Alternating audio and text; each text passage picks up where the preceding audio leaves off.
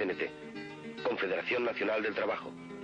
El sindicato anarcosindicalista, al inicio de los acontecimientos revolucionarios del 36, unía a 1 millón de trabajadores. En los estribos de los camiones y también en los muros de las fábricas, en los trenes, en las ambulancias, aparecen conjuntamente 2 siglas, las de la CNT y la FAI, Federación Anarquista Ibérica. La CNT, la FAI y la Federación de Juventudes Libertarias constituyen el movimiento libertario español. Pero, ¿qué significa comunismo libertario? ¿Qué querían los proletarios españoles? Al contrario del comunismo de Estado, que está basado en la gestión estatal de la vida económica y social, es decir, en la burocracia omnipotente que actúa o dice actuar en nombre del proletariado y que desemboca necesariamente en tiranía absoluta. El comunismo libertario se basa en la autoorganización por el proletariado de toda su vida. El anarcosindicalismo es el medio por el cual los propios obreros, junto con los técnicos, autogestionan las fábricas, decidiendo en todos los aspectos los problemas de la producción. El federalismo es el medio de unión entre fábricas afines y complementarias. Las comunas agrícolas son el medio para la realización de la libertad y la igualdad entre los campesinos. Comunas, a su vez, federadas entre sí. Los intercambios entre ciudad y campo, entre país y resto del mundo, vienen regulados a través de comités de aprovisionamiento y de comités de comercio exterior. Se construye así una nueva sociedad que parte de lo más simple para llegar a lo más complejo, que parte de abajo y se autoorganiza, es decir, una sociedad sin Estado. En efecto, todas las funciones tradicionalmente desempeñadas por el Estado son asumidas por el proletariado. El ejército, abolido, es sustituido por el pueblo en armas, las milicias voluntarias. Los ministerios suprimidos son sustituidos por la Federación de los Productores. Autonomía local de los productores y federalismo. Solidaridad y autodisciplina en lugar de leyes. Policías y magistrados sustituidos por la vigilancia revolucionaria de los trabajadores. En las regiones libres, la solidaridad entre la ciudad y los pueblos se organiza rápidamente. Las colectividades se reúnen en federaciones cantonales que practican el apoyo mutuo y que hacen todo cuanto está en su mano para contrarrestar las injusticias de la naturaleza, obteniendo para los pueblos menos favorecidos maquinaria y suministros. Es interesante observar también la ayuda que proporciona una región a otra en la organización de la colectividad. Hasta julio de 1937, alrededor de 1000 miembros de los colectivos del Levante se fueron a vivir a Castilla para ayudar y aconsejar a los compañeros con la experiencia adquirida en la propia colectividad. Estos campesinos tuvieron la inteligencia de aplicar a todos los delegados la regla por la cual, en una colectividad bien organizada, nadie debe dejar de ser campesino. En otras palabras, los delegados deben continuar trabajando en los campos como los demás. Las colectividades agrícolas no eran estructuras rígidas. Fueron la manifestación espontánea de gentes castigadas por una indescriptible pobreza, pero que conservaban un espíritu de rebeldía y un sentido de justicia que dieron su fruto cuando llegó el momento, porque asumieron la iniciativa. En muchas colectividades se abolió el dinero, y en muchas otras se acuñó moneda local que servía únicamente como bonos de cambio. En casi todas fue aplicado el principio de anarquía, a cada uno según sus necesidades, y de cada cual según su trabajo. Solidaridad Obrera, el diario anarcosindicalista, alcanza los 300.000 ejemplares de tirada. Llega regularmente al frente. Es leído y discutido por los milicianos, que permanecen ante todo revolucionarios, trabajadores armados y no mercenarios. Han escrito los anarquistas algunas de las páginas más aleccionadoras en la historia de la emancipación humana, de la lucha por la libertad y la igualdad. Los proletarios explotados y los revolucionarios de todo el mundo deben conocer estas páginas que los historiadores del poder han intentado arrancar. Deben saber, deben analizar por qué la historia de la Revolución Social Española es parte esencial de su historia. Las enseñanzas de ayer deben servir a la lucha de hoy y de mañana. Gran parte de la economía catalana estaba en manos de los trabajadores. En Barcelona, comercios e industrias, los tranvías, hasta los cines y restaurantes habían quedado bajo el control de comités de trabajadores. Los sindicatos organizaban la distribución de provisiones. Camiones de los sindicatos iban a los pueblos para canjear todo tipo de productos por comida. Para los anarquistas el dinero era la encarnación del mal y en algunos sitios quedó inmediatamente abolido. Las amas de casa iban a la compra con bonos del comité. Pero claro, los bonos, ¿qué representaban? ¿Qué representaban? Porque los bonos tuvieron que representar, me parece que era lo más justo entonces, representar las horas de producción. Las horas que un obrero pasaba a hacer un mueble, o las horas que pasaba un campesino en recoger, pues en sembrar, en labrar, todo calculado en horas de producción. Y eso produjo muy buen efecto en los medios rurales, claro, poder querer equiparar, y en todas partes, claro, poder querer equiparar, igualar el trabajo. Con los vales se podía comprar pan. Incluso servían para comer en el Ritz, servicio de los milicianos y de familias obreras, como el que muestra este documental anarquista.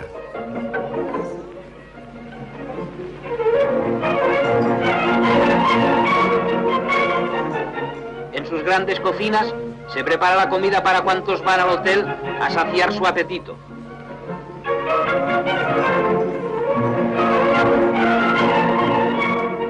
Los amplios comedores que antes ocupaban maquilladas y frívolas damiselas, grandes financieros, capitanes de industria, aristócratas ociosos y aventureros internacionales de toda la Haya, ahora están abarrotados de hombres y mujeres humildes que siguen el ritmo de la sociedad que se está creando.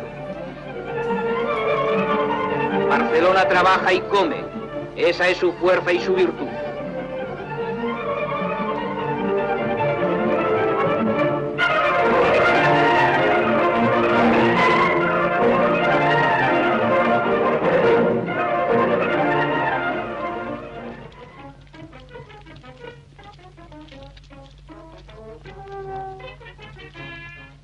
Con las fábricas y comercios en manos de los trabajadores, la CNT, el sindicato anarquista, casi 2000 empresas fueron colectivizadas en Cataluña. Fue la mayor experiencia autogestionaria jamás realizada en Europa occidental. Los trabajadores introdujeron reformas inmediatas, mejoraron las condiciones laborales, establecieron seguros médicos y pensiones.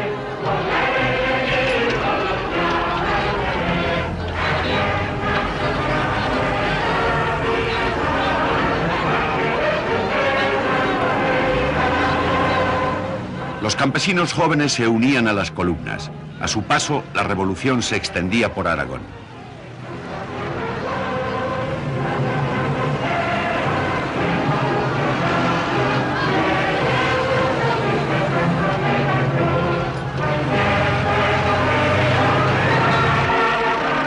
El viejo sueño anarquista de crear colectividades rurales se convirtió en realidad en Aragón.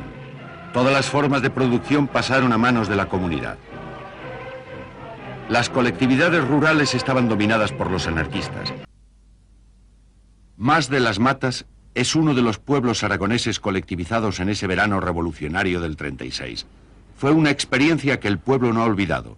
Estos 3 hombres eran jóvenes anarquistas que participaron en colectivización de Mas de las Matas. Benigno Castañer era ebanista. Mis máquinas fueron las primeras que fueron al taller colectivo. Se hizo un taller ahí a las afueras, suficiente grande, y todos los carpinteros fueron ahí. Entre ellos nombraron un delegado, que es el que estaba en contacto con el comité. Lo mismo que se hizo para carpinteros, fueron los albañiles, fueron los barberos, fueron los herreros, unos y otros, todos así, los sastres también. Pues como todos estaban dentro de la colectividad voluntariamente, los barberos están todos voluntariamente. Sí. Se buscó un local grande y las 3 o 4 se juntaron los sillones y toda herramienta y todo, y allí trabajaban gratis. Y cuando más trabajaban era después que los campesinos habían terminado de trabajar en la huerta por ahí. Porque también hubo inconvenientes con eso. Algunos decían, ay, estos barberos, estos grandules que de día se pasean por ahí, pero tengo que decir, pero trabajan la noche. Que ellos trabajaban hasta las 10 de la noche para llegar a todos. No, había gente que no se daban cuenta que esos trabajaban más tarde. En fin, esos son pequeños inconvenientes. El mundo del dinero y de la propiedad, de pobres y ricos, había desaparecido. El dinero quedó abolido. Como ya he dicho otras veces, pues se creó la tarjeta familiar, que estaban todos los miembros de la familia, y había una cantidad asignada de los artículos que no se tenían aquí, por ejemplo el azúcar, el arroz, mismo la carne, que había los 100 gramos por día por persona, pero era para todo el mundo igual, ¿eh? No había preferencias. El resto, como he dicho otras veces, lo de la huerta, esto todo el mundo comía a voluntad. O sea que el dinero quedó abolido completamente en el sentido interno. El primer problema que hubo es que al ser todo gratis, te acuerdas del tabaco, el café, bueno, sí, ese es un problema que se creó. Todo el mundo quería tomar café porque era gratis, todo el mundo a fumar, o por lo menos recoger la... y eso hubo que rectificarlo, entonces hicisteis los racionamientos del tabaco. No, el tabaco estaba racionado, pero no podíamos negarlo a nadie. Eso fue una contradicción para nosotros, porque queríamos suprimir los vicios y nos dimos cuenta que al darlo gratis, pues había más que fumaban. Pero no podíamos negarlo a nadie. En todos los pueblos aragoneses colectivizados se dieron experiencias semejantes. Yo entré, pero convencido de que propio nada. Mis casas se quedaron casi llorando y yo llevé los machos, los dineros que había y la comida y las ovejas, todo lo entregué allí, pero con un entusiasmo que ni me di cuenta ya, y trabajando igual. ¿Qué quiere decir en comunismo libertario? Que el derecho de propiedad quedaba abolido y que las posesiones no se justificaban de ninguna de las maneras. Que por consiguiente el que disponía de un rebaño era un rebaño del municipio y no suyo. Que el que tenía 4 cerdos para matar aquel año, y era ya el invierno cuando esto ocurre, si no más necesitaba medio, eran 3 y medio que pertenecían a la comunidad. Y así todos. Y estos detalles puedo decirlos muy bien porque precisamente en esta situación se encontraban mis padres. Y los 3 cerdos y medio requisados para el conjunto de la municipalidad, fui yo, para evitar líos, quien lo requisó. Uno de los reportes que se hacían al Comité Revolucionario es que no entregaba recibos de lo que recogía. Y aquello no fue un azar. Se discutió mucho el por qué había que dar o no había que dar recibos de los materiales que se acumulaban en el almacén general. Y se concluyó que dar recibos era reconocer la propiedad, y puesto que había sido abolida formalmente desde el balcón del ayuntamiento, no había que dar recibo a nadie. Por el contrario, para justificar la distribución, había que poner en registro lo que cada uno después recibía. Primero, para que a nadie le faltara su parte, y segundo, para evitar especulaciones. Desde el punto de vista revolucionario, allí se concluyó, y yo comparto la idea, de que era la mejor posición que se podía optar. ¿Que podía dar lugar a abusos? Es posible, pero en Calanda no hubo ni un abuso.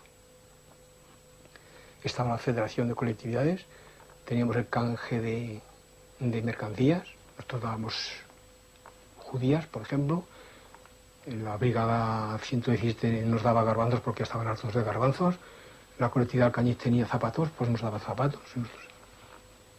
En lo que concierne al aprovisionamiento de las necesidades de la colectividad, es decir, del municipio, porque antes de ser una colectividad ajena al municipio, era el municipio entero el que estaba comprendido en el asunto. Y antes de la guerra, ya el sindicato, para sus adherentes, estaba en relación con la Casa Cros. Y fue fácil contactar de nuevo con la Casa Cros para que continuase dándonos los abonos que la colectividad necesitaba, que el municipio necesitaba. Para suerte nuestra, y en beneficio de nuestra tesis de prescindir del dinero, la Casa Cros, proveedora de abonos, prefería mercancías que dinero para sus obreros. Por consiguiente, no se necesitó dinero para continuar aprovisionándonos de abonos, había el troque de mercancías. Y así ocurría con la industria del vestir en Valencia, con la industria del calzado, con muchas industrias. El sistema era el mismo. Que el dinero lo guardábamos para compras ajenas al colectivismo. Calanda llegó al final. Bueno, ¿quieres ser individualista? Porque no te gusta trabajar en equipo. Pues tú serás individualista, pero la economía es de todos.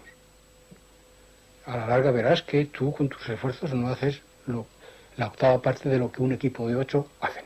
Tú vas a necesitar un par de mulos para trabajar la tierra. Y Calanda puede trabajarse con 4 tractores sin problema alguno. Pues le tuvimos que decir, mirar, nosotros teníamos albañiles y teníamos, ¿verdad?, personas muy capaces, ¿verdad?, para arreglar estas cosas.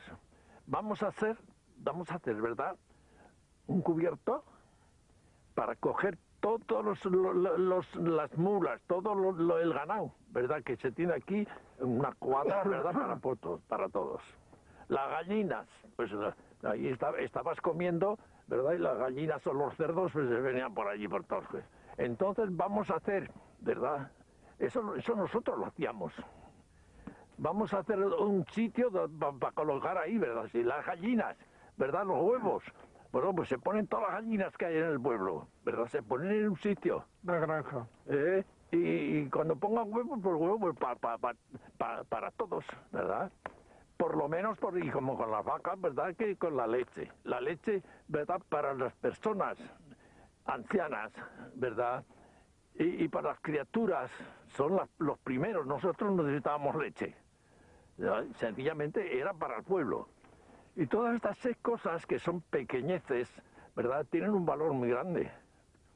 Y así muchos pueblos pues han estado viviendo divinamente, ¿verdad?, porque estaba el ganado allí, las gallinas allí, pero las gallinas de todo el pueblo, ¿verdad? Pues así, pues de esta manera, pues todo el mundo comía y todo el mundo estaba contento.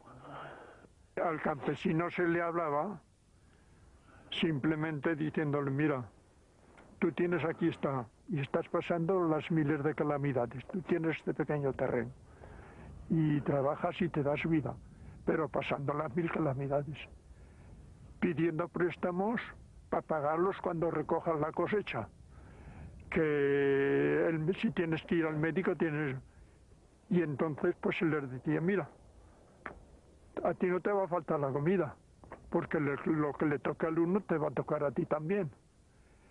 Vas a estar enfermo y vas a tener un médico. Vas a tener la educación de tus hijos y la vas a tener gratuita también.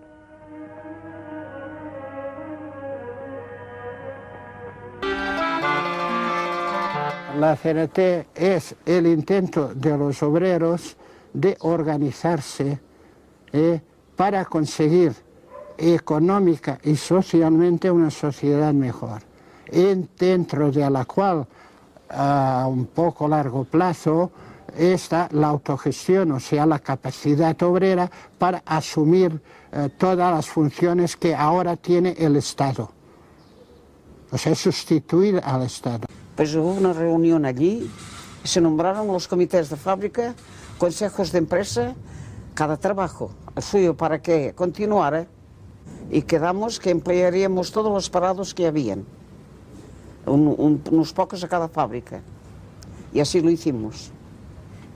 Y así que es que de parados no había.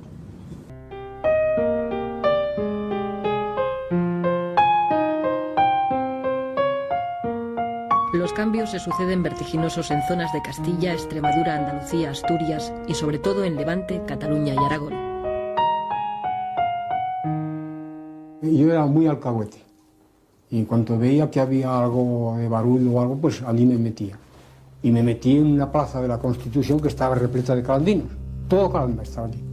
Y desde el balcón, este comité revolucionario dice, a partir de ahora aquí se proclama el comunismo libertario. Y fue una multitud entera en la plaza de la Constitución que aplaudió la frase. ¿Y en qué se compone el comunismo libertario? Queda abolido el dinero. Se va a expropiar a todo propietario, izquierdista o de derechas. Toda la maquinaria a disposición del pueblo, todos los edificios para que sean alojados los habitantes, independientemente de quién sea el propietario, trabajo colectivizado, distribuidos los trabajadores en grupos. El desprecio tradicional de los anarquistas por el dinero provoca un cambio radical en las relaciones económicas. Se crean monedas locales, vales, y en muchos lugares se llega a la total abolición del dinero. Allí desaparece el dinero. O sea, se hizo el montón que se llamaba de Kropokin. Allí los alimentos se adquirían por vales y por las cartillas de racionamiento que se hicieron. En ese caso, cuando se trata de la toma del montón, pues naturalmente se tiene que tener aquella capacidad y aquella manera de pensar, de que por qué razón vas a coger tú hoy 2 kilos de carne si con uno tienes bastante y mañana puedes ir a buscar otro fresco. O un par de zapatos. Allí se estaba exento de luz, de agua, de escuela, de todo. Allí no había que pagar nada. Y no había egoísmo de nada. Nada, ni el egoísmo no existía. ¿Cómo va a existir si no hay dinero? Cuando no hay dinero no puede haber egoísmo. Hoy lo dices y no lo comprende la gente, pero que no, que se asumió bien. El haber hecho la colectividad, como crear la colectividad, la inmensa mayoría del pueblo lo encontraron muy bien, y estos que no eran sindicalistas ni eran anarquistas, todos. El que quiso ser individualista continuó siendo individualista, pero fueron muy pocos. Y el que, como mis padres, aquí, a 30 metros de aquí, por ejemplo, que eran individualistas, tenían que responder, para tener el derecho que la cartilla les daba, tenían que responder con productos, no había dinero. En aquel año mis padres elevaron 4 cerdos para la matanza. Vino un compañero, por cierto que allí disgusté un poco a mi madre por lo que hice, vino un compañero, yo ya sabía que iban a venir,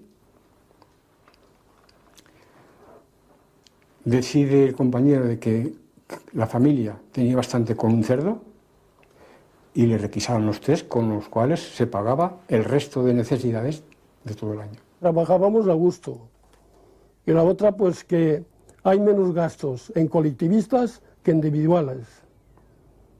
Porque ahora supongamos, si hay 100 individuos que trabajan en colectividad y 100 que no, los 100 que no necesitan 100 tractores y los otros necesitan más 10. Destituidas las antiguas autoridades locales, son ahora los trabajadores organizados en la CNT. Todas las mercancías que teníamos, y además un pueblo que no da trigo, pues veníamos a Levante y lo cambiábamos por azúcar. Pues teníamos la fábrica de azúcar, pues había una cosecha ya. Y de allí nos llevábamos chocolate y cosas, intercambios. Ya con el carbón ya se traían mercancías de calzado, de vestidos, todo eso para el pueblo, y ya se traían de afuera. Se nombraba cada pueblo una delegación representativa de cada pueblo, y allí se construyó en Benicarló, digamos, la Federación de Colectividades. Tras la expropiación espontánea de tierras y fábricas, bajo la organización de la Central Anarcosindicalista, Alcoy se convierte en un ejemplo de autogestión obrera con las industrias colectivizadas en su totalidad. Se crea el CLUEA, el Consejo Levantino Unificado de la Exportación de Agrios, encargado de coordinar directamente desde las colectividades la venta al extranjero. Muy pronto este organismo, nacido de la Revolución. Y en el extranjero ya teníamos, en París, en Bruselas, en Holanda, en fin, todas esas cosas, pero que ellos funcionan perfectamente y cada vez mejor, cada vez mejor.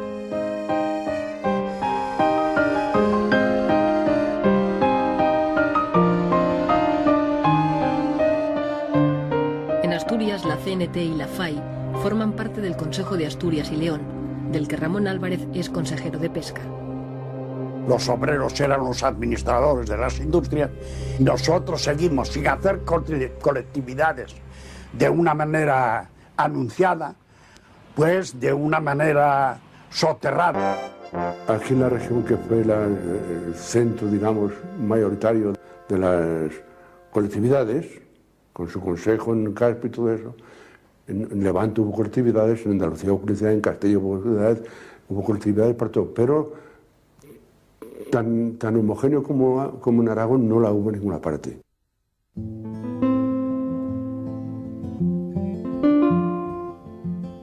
La revolución social que vive la España rural consigue el apoyo mayoritario de los campesinos. Son 3 millones de españoles viviendo bajo los principios del comunismo libertario. Allí pues había una pizarra en el sindicato grandiosa, y cualquier trabajador, una queja que tuviera, la apuntaba en la pizarra, y en las asambleas se discutía aquello. El exponer una cosa era ponerlo, digamos, en armonía de los demás si aceptaban aquella proposición. Si se acordaba bien, si no se acordaba, pues otra cosa, ¿verdad? Pero siempre desde la base. Con la ocupación de tierras y un reparto más racional del trabajo, la producción aumenta. La gestión colectiva de los beneficios permite la construcción de hospitales, escuelas, acequias, granjas y centros de experimentación agrícola. Había, además del grupo escolar Francisco Ferrer, donde se pusieron 18 maestros, del huerto del convento, del huerto de los frailes concretamente, se hizo una zona de experimentación agrícola. Se plantaron viñedos, se plantaron olivares, olivares que eran viejos, que eran productivos, se hacía carbón. En fin, hubo una transformación y que la colectividad prosperó mucho. E inmediatamente se decidió el adquirir 2 tractores, y 2 tractores en Irlanda, sin parar de trabajar, hacen mucho. Y con aquello, pues, no solamente se suplió los 350 hombres que fueron al frente, sino que se aseguró, y eso es más que verdad, se aseguró que nada de las tierras cultivadas hasta la fecha quedaron yermas, todas fueron cultivadas.